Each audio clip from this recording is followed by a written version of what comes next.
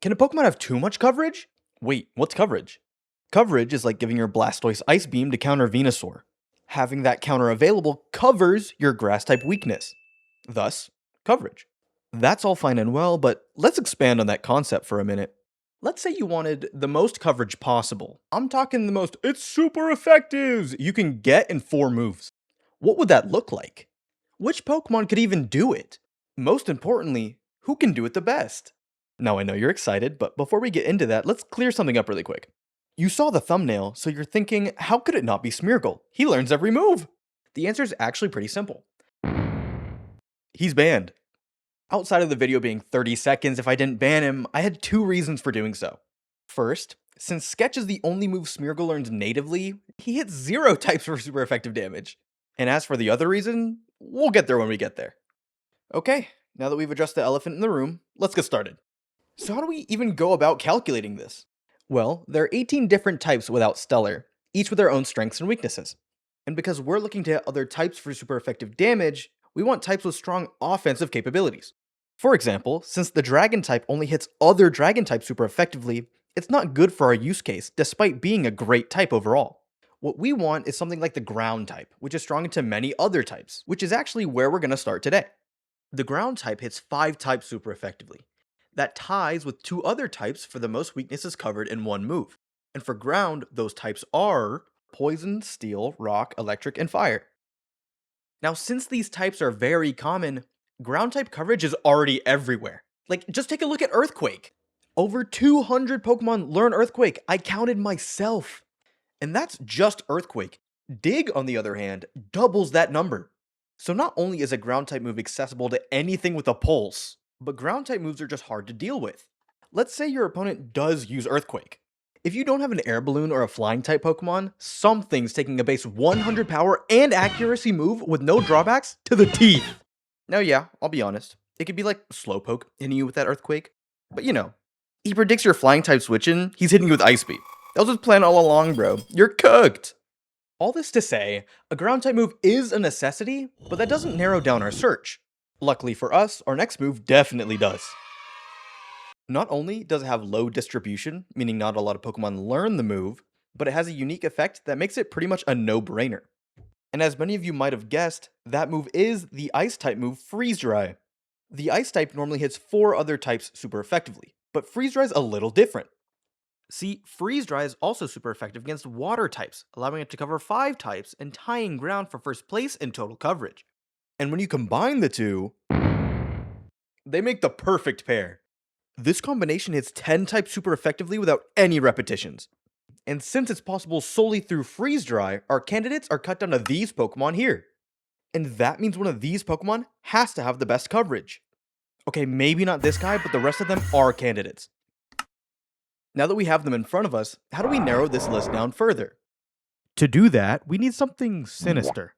Something nefarious, something dubious, something dark.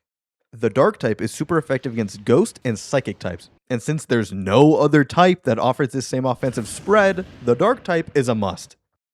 Wait, did you hear that? Sorry, I gotta take this. Hello? Uh-huh. How am I just now hearing about this? And you triple check. Oh, God. I'll go get him. Hey, can you. Are we serious? Dude, come on. Just follow me. Yeah, it turns out you could also just use a Ghost type move.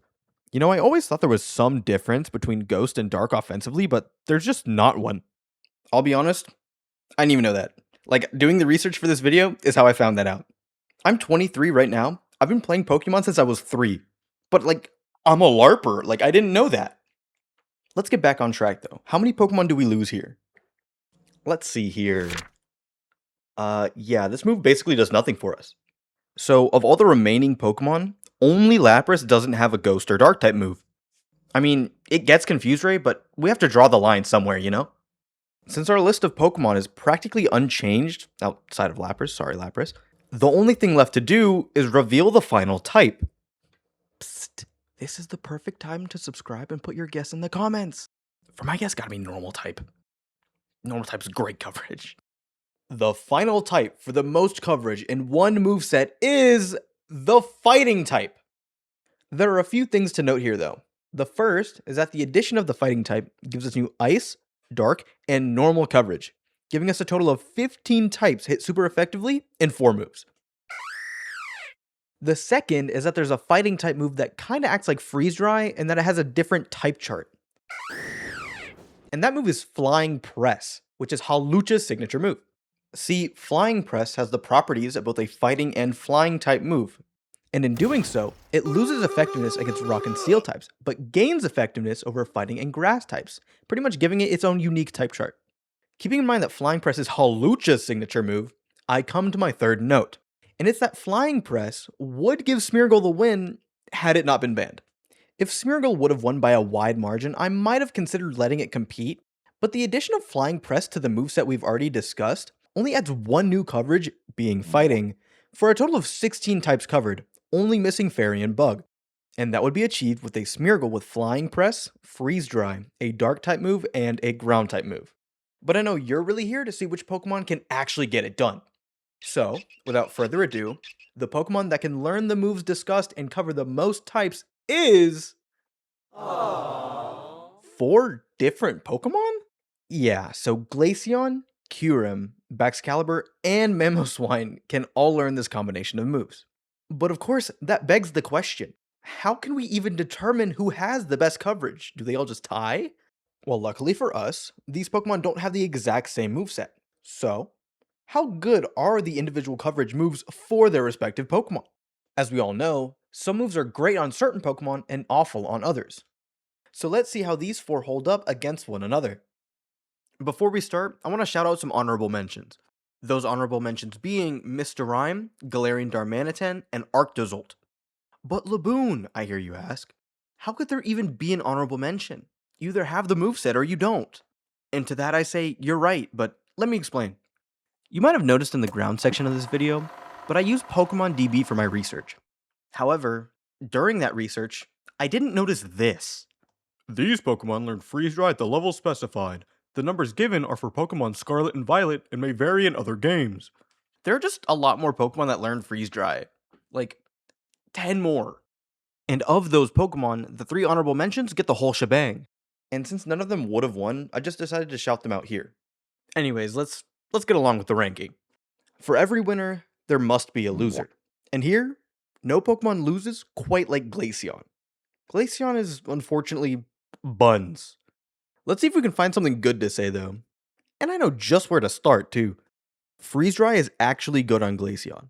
It leans into Glaceon's huge special attack stat and gets a 50% power boost from Stab, so it's effectively 105 base power. That's a solid move. Okay, we got that down. Now, how do we improve? For a ground move, Glaceon gets Mud Shot. Mud Shot lowers your speed guaranteed, which is good, but outside of that, it's pretty weak. It's inaccurate, it has 55 base power. Well, yes, it is a special move. There's no boost to that base power, so you're kind of just stuck with 55 unless you Terra. But why are we tearing our Glaceon for Mud Shot, right? Then you have Shadow Ball, which is somewhat better. It's always been a good move, but on Glaceon it's just kind of mid. It's inoffensive. It's like, there's nothing bad to say, but there's nothing really of note either. If you're Glaceon, you take that any day of the week though, because it's much better than the alternative. Behold, the alternative. Double Kick. Glaceon has like 60 attack. There's no reason Glaceon should ever be using Double Kick in the first place.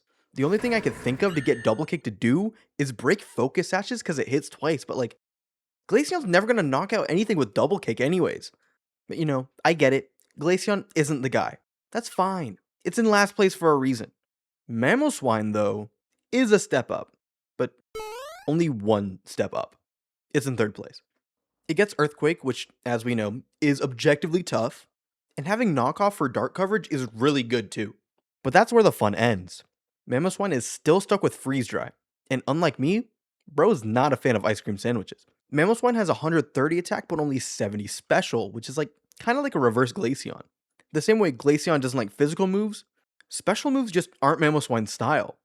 I mean, can you really blame him? He wants to duke it out the old-fashioned way. In this case, yeah.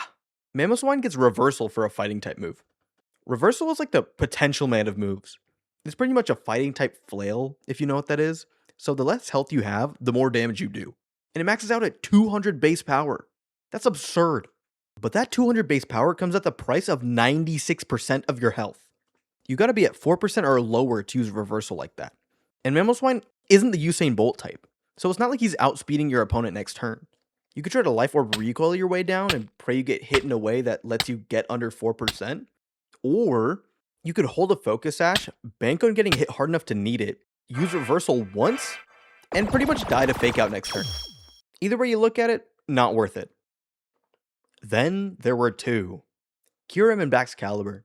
On the one hand, you have a legendary with 700 base stat total, and on the other is a pseudo-legendary with 700 base stat total. Both ice dragons, but who do we pick? Well, let me put it this way. Baxcalibur is good, but it's just not Kyurem. So Baxcalibur makes second place. Mega Baxcalibur is a physical attacker, so again, it struggles with using Freeze Dry, but the other moves it gets are solid. We have Earthquake again, because, everything gets Earthquake as we previously established. And Brick Break and Crunch represent fighting and dark types respectively. It just so happens though that Crunch into Brick Break can be a crazy combo.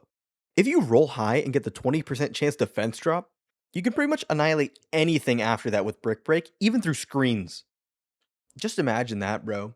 You go up on turn 1, use Aurora Veil, you're feeling all safe, and then not only do you get Crunch and drop your defenses, you're like, I still have my Aurora Veil, but this guy chops your shit with base 175 attack and breaks your screen anyways. That's brutal.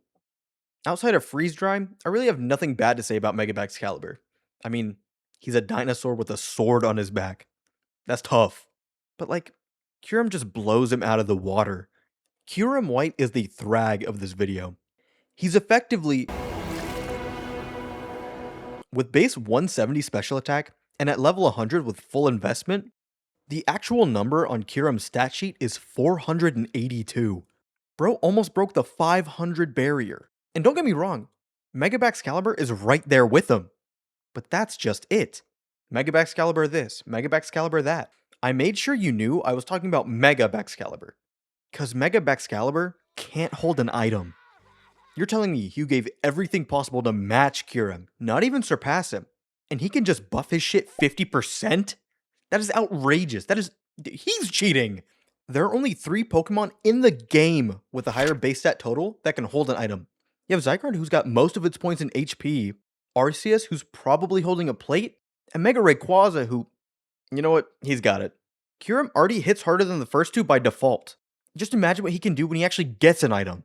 You can give him a Life Orb, Choice Specs, Choice Scarf, Assault Vest.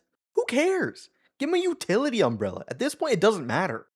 And don't get me started on the moves. He gets Freeze Dry, obviously, and that's great for him because it's a special move. But somehow, some way, it gets better. Every other move in his moveset lowers special defense. That's Focus Blast, Earth Power, and Shadow Ball. I didn't even make it that way on purpose. He was just born like that. I'm telling you, bro, that's the Grand Regent. But for formality's sake, let's just go through them really quick. Earth Power is good for consistent damage against Rock and Steel types, where Focus Blast is pretty much a nuke if you need more firepower. Shadow Ball for Calyrex Shadow, I guess. It's not like the best move ever, but you're still doing hella damage. And then, once again, Freeze Dry. Freeze Dry's goated on Kyurem. He was running that ever since he got it. Look, man, compared to the others, it thrives with this moveset. Especially if you give it a choice item. He can't protect anyways. And so, that's my case for why Kyurem White has the best and most coverage in the game. Thank you for watching.